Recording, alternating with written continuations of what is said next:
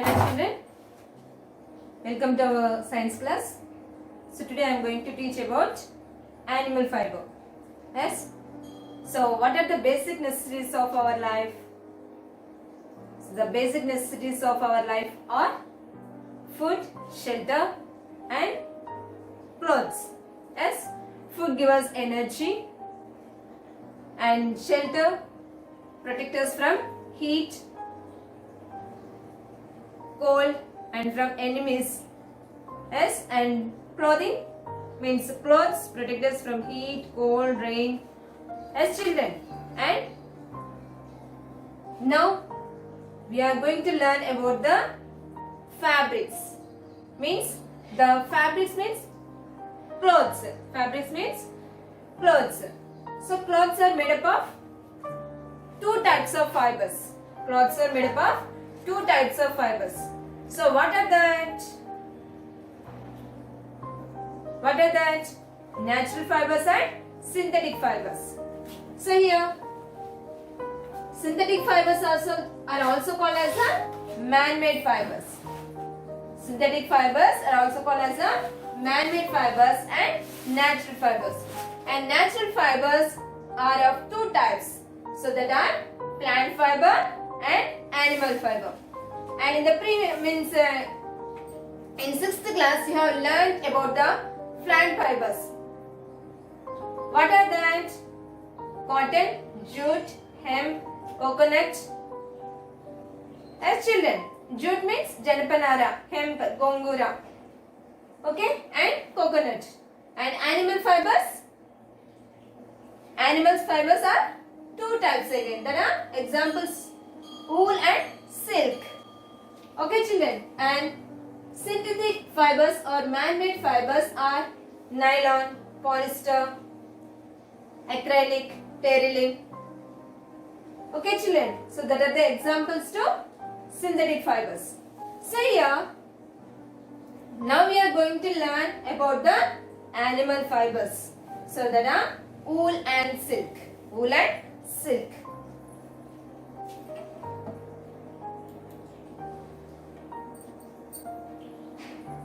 So here you are seeing the butterflies.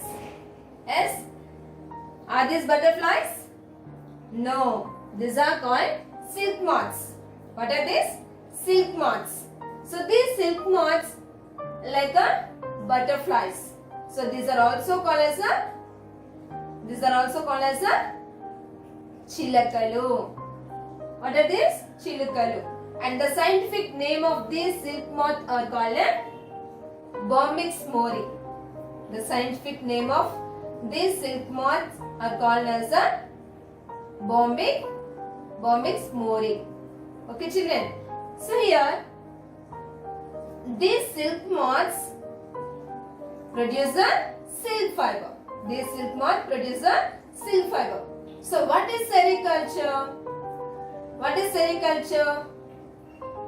The rearing of silkworms, the rearing of silk moths for obtaining silk is called as a sericulture.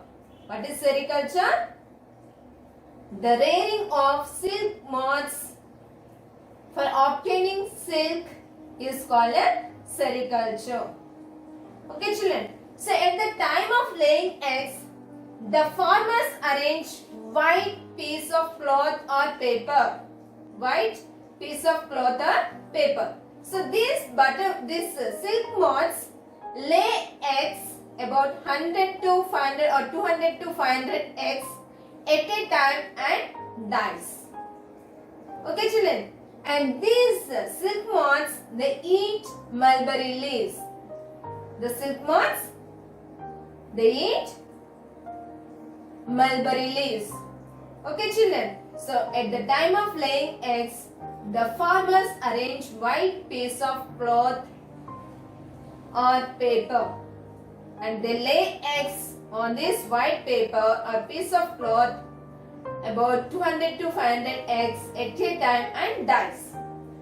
And they transfer these eggs into small trays having chopped mulberry leaves. Chopped mulberry leaves. Chopped mulberry leaves means mulberry leaves are very big. So they make the mulberry leaves into small pieces.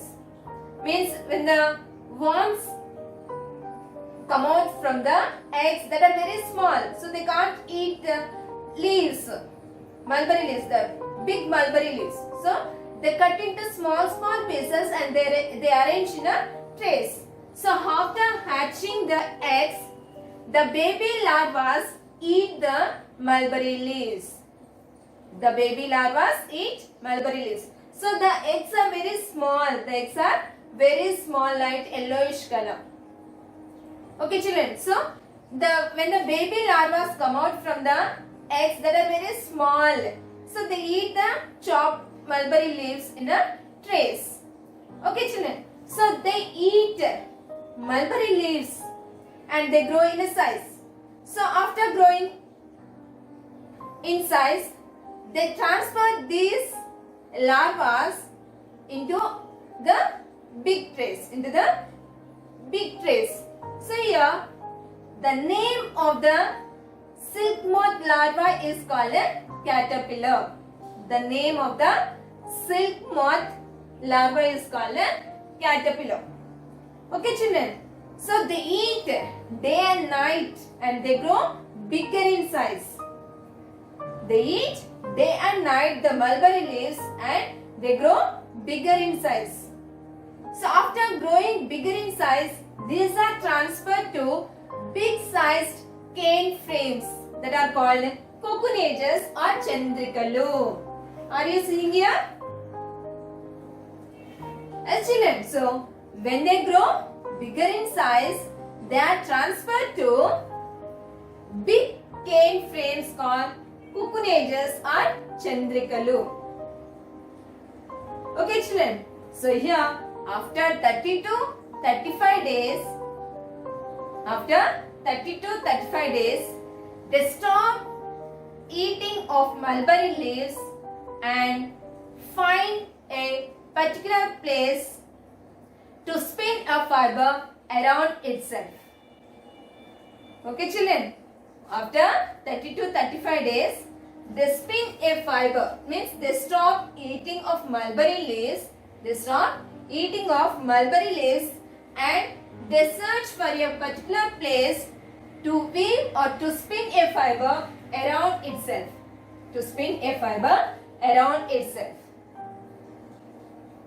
And it covers its body with this fiber completely.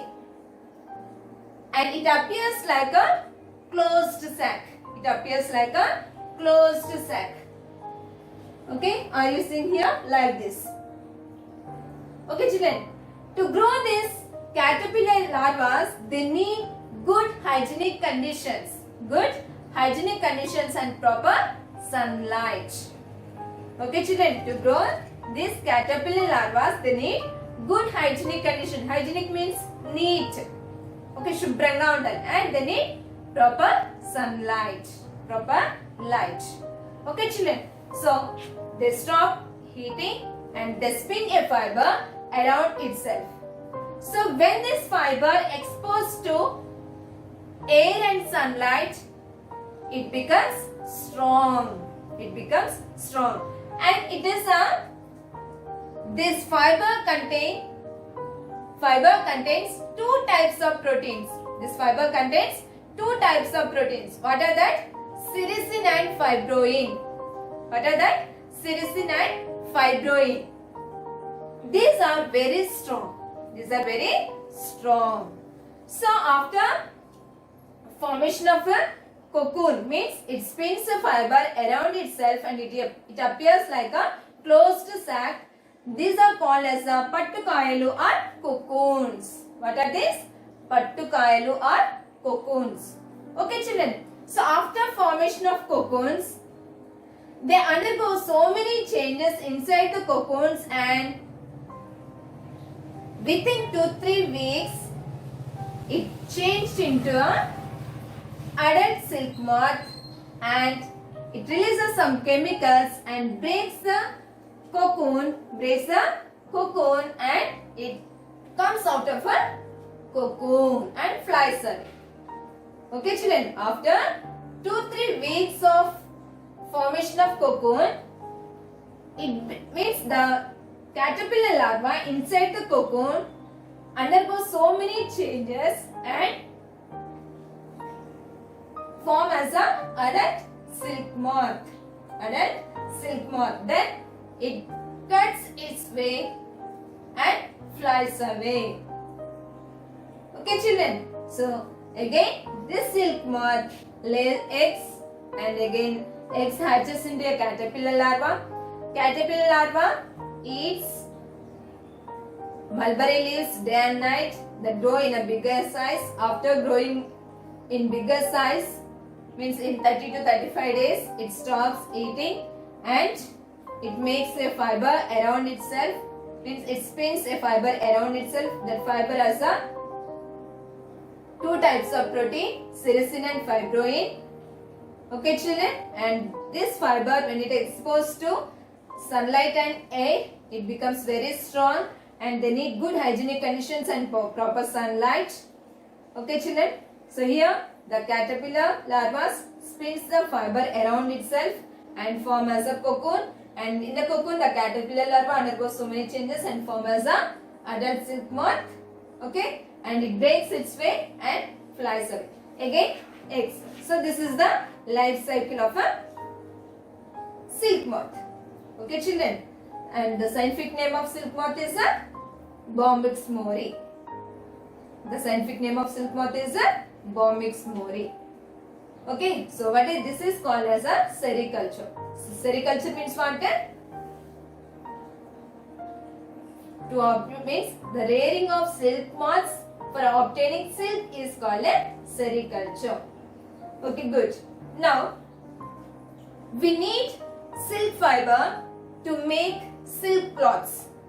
Children, so here the silk after growing into an adult in a cocoon, it breaks its way and flies away. Yes.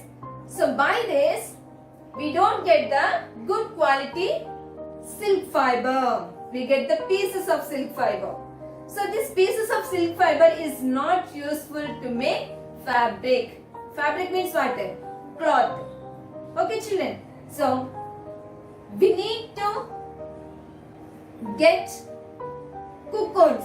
We need to get cocoons means continuous thread.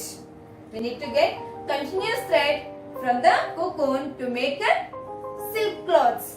To make silk cloths. So what we need to do to get the continuous thread from the cocoon?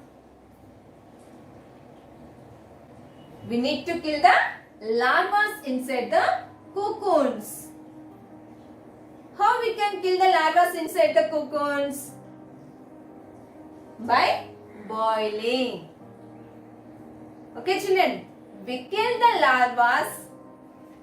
We kill the larvae by boiling in a steam oven for 10 to 15 minutes. 10 to 15 minutes to get continuous thread of silk fiber. Okay children, did you understand? We should kill the larvae inside the cocoon to get the continuous thread. So what is stifling? What is stifling?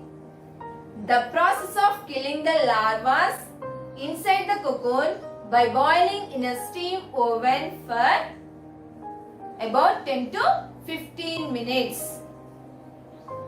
So by boiling, we can kill the larvae inside the cocoon, and these cocoons are stored for long time.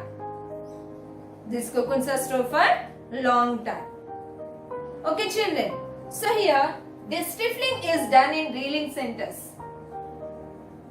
These cocoons are means the stifling is done in a reeling centers. So we boil the cocoons to loosen the fibers. So what is the use of the stifling? We can kill the larvae inside the cocoons and it loosens the fiber. It means by boiling the fiber becomes loose. The fiber becomes loose and it is easy to reel it. It is easy to reel it. Okay, children. So here, after boiling the cocoons, they store in a sealed bags and they sell. The farmers sell these cocoons in a cocoon markets. So that are present at Madanapalli, Indupur, Dharmavaram, Raichoti, Hyderabad, Palamaneru, Kadiri. Okay, these cocoon markets are present in these places. Present at these places. Okay, children. And apart from the mulberry, means the silk moth eat mulberries. Yes, no. So apart from this mulberry silk, there are another famous silk in our state, that is Tassar silk. So Tassar silk, it is also called as a Desalli Pattu. Okay, so this type of silk moths, means which silk moths produce Tassar silk, they grow on a oak plantation, means oak trees. Okay, children. So most of the tribal people, they rear these silk moths. They rear these silk moths. So oak plantation means oak trees are present in some places. So what are the places? Khammam, Karimnagar, Adilabad, Warangal. Means Khammam, Adilabad, Warangal and Karimnagar. So in these places, the tribal people, they rear these silk moths. They rear this, means oak plantation is present at these places. Here the tribal people rear these silk moths which produce the Tassar silk. Okay, children. So here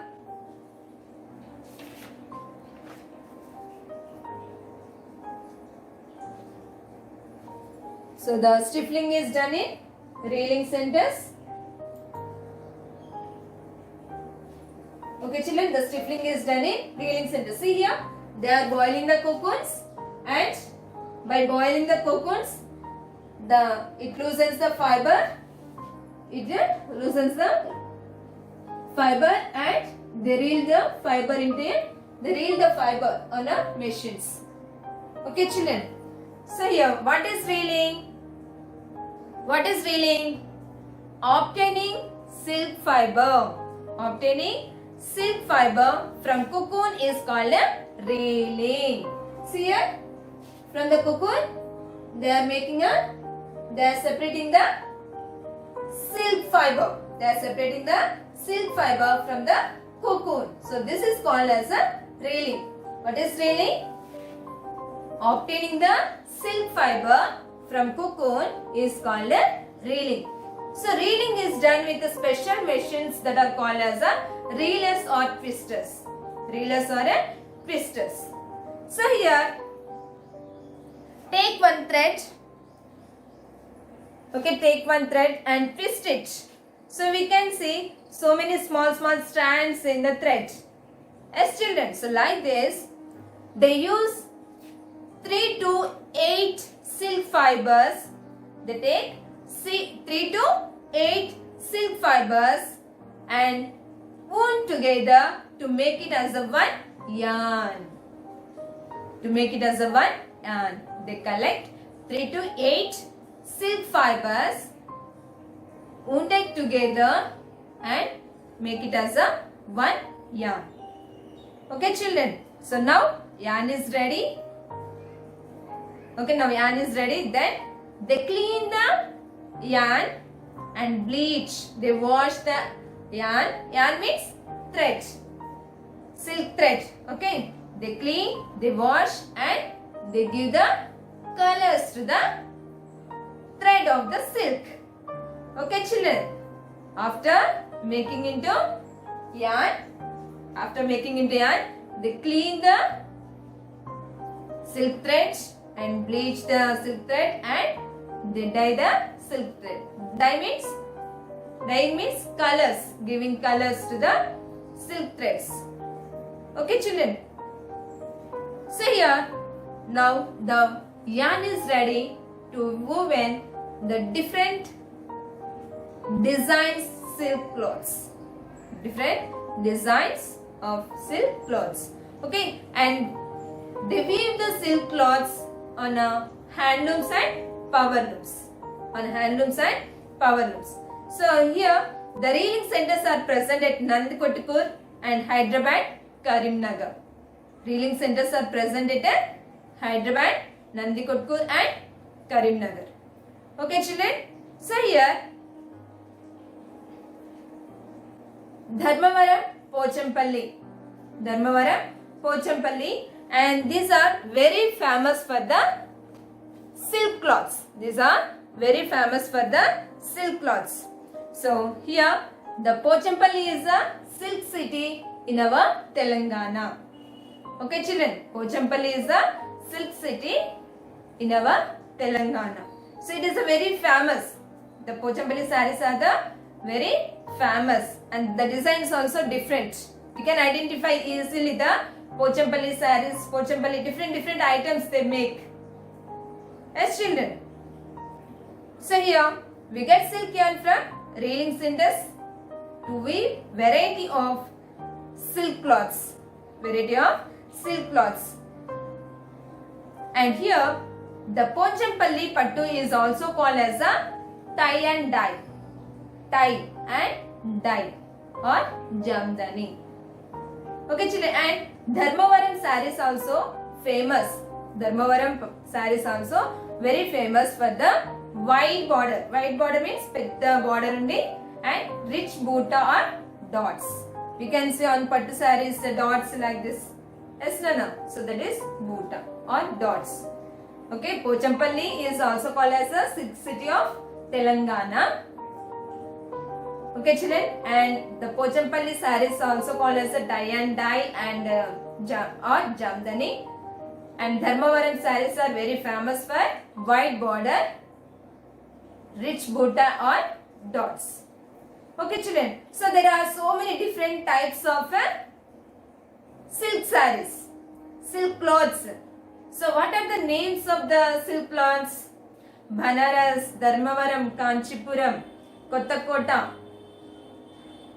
Yes, Narayanpet, Pochampalli. Yes, children, these are the different names of the silk cloths. Here, how do they get these names? How do they got these names? Means the cloths where they prepared. The place where the silk cloths are made of, that places names the silk sarees get. Okay, children. So how these names are got?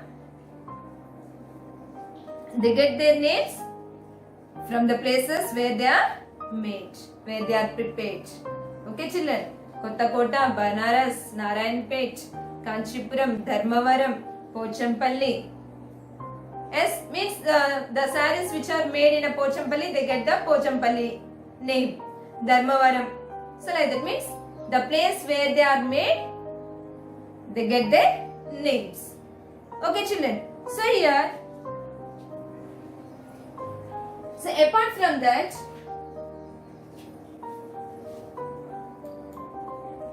so mulberry and types of silk: mulberry, eri, munga, tassar. Okay, these are the other different types of silk cloths.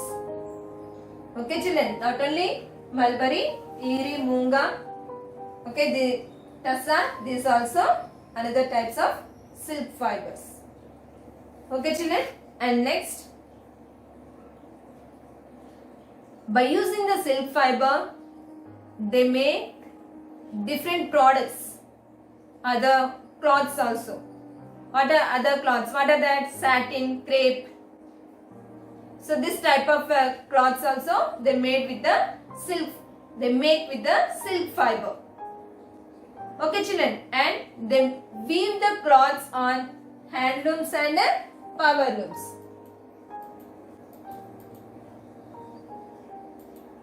See here, This is handloom and this is power loom. Okay, handlooms means the person make cloths on a loom, handlooms. Okay, here with the help of these machines run by with the electricity. Run by electricity. Okay, children. So here, see how the cocoons change. This is cocoon. Yes. So the caterpillar larva grown into a silk moth and it breaks its way and flies out. Okay, children. So to prevent this, we boil the cocoons to kill the larvae to get the continuous thread and quality thread. Okay, children. So here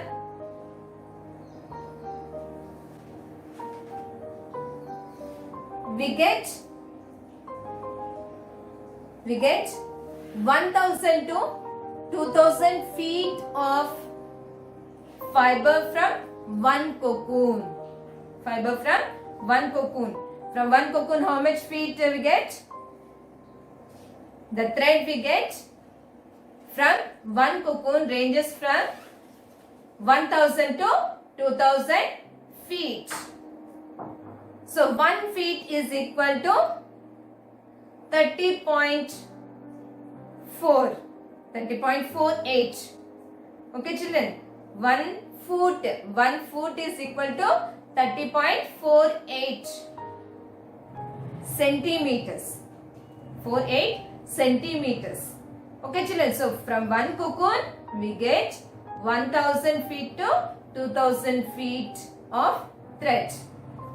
So to make 500 grams of silk thread, we need 2000 to 3000 cocoons. How many cocoons we need? 2000 to 3000 cocoons we need to get 500 grams of silk thread. Okay, children. So that is about 5 millions or 50 lakhs feet or more than 1000 miles. More than 1000 miles. 1 mile is equal to 1.6 kilometers. 1.6 kilometers. 1 mile is equal to 1.6 kilometers. Means 500 grams of silk thread means how many feet? How many? 50 lakhs. 50 lakhs or 5 million feet. 5 million feet or more than 1000 miles. Okay, children. And not only here, there are some disadvantages also. Means the people who are working in a sericulture, they face some problems. What are that? They get breathing problem, means respiratory problems, and also skin diseases. Why? Total day, all day, means they work with the silkworms only. They work in a sericulture only. Means they always continuously holding the silkworms and silk fibers. As children, so these are the disadvantages. Means by working in the sericulture industry, they get so many problems. What are that? They have to face the problems. What are that? They get skin disease and also respiratory problems. Okay, children, did you understand? Here, some farmers, they buy the silk moths.